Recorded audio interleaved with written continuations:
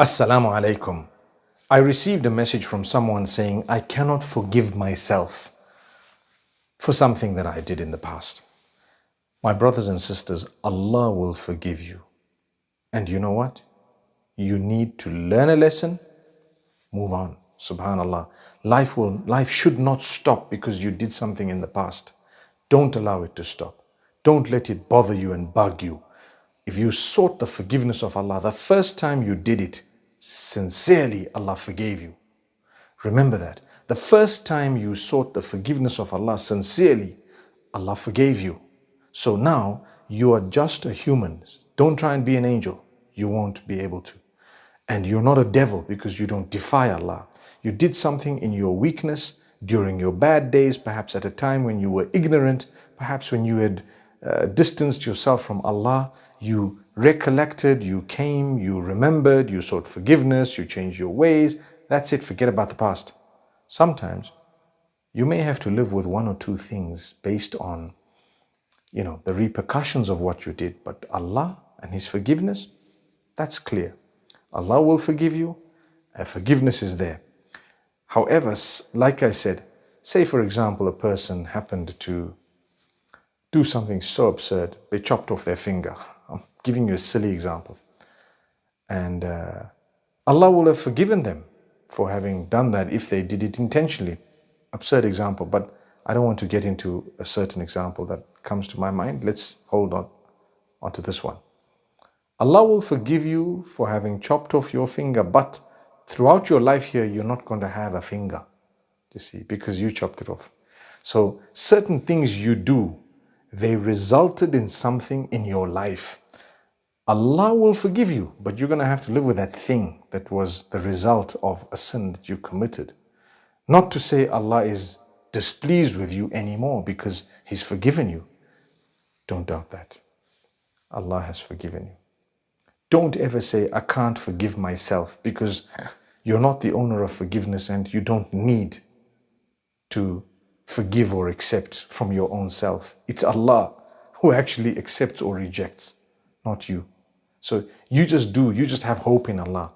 Hope in Allah is an act of worship. Seeking forgiveness is an act of worship. So Allah wants us to seek forgiveness. That's why He's created us as human beings who have weaknesses. Otherwise, we wouldn't have had any weaknesses. So don't be too hard on yourself. Be the best you can. There is a balance between being hard and not being hard. Sometimes you hear people saying, be as hard as you can. Some people say, don't be too hard. So you be as hard as you can in the sense that you need to know your level, your capacity. Be disciplined. But don't be so hard that you're going to crack. That's what is meant by it. So sometimes when people say, don't be too hard on yourself, they say, I won't get up for Fajr, I won't do Dhuhr, I don't have to read Quran, I don't have to obey Allah because I don't have to be too hard on myself. No. That's not what is meant by don't be too hard on yourself.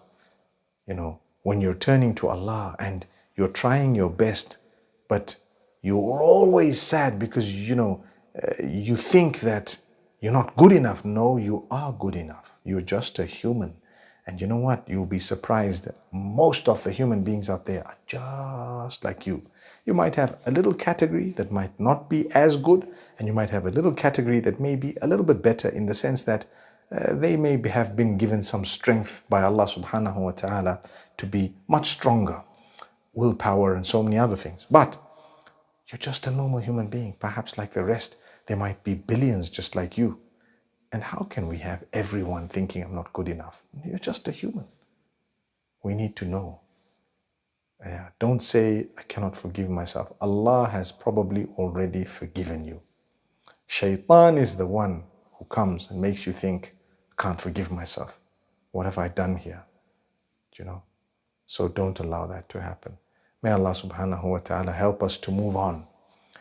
And this is why I want to say something very, very important. Don't ever remind people about their past if their past was not a good past.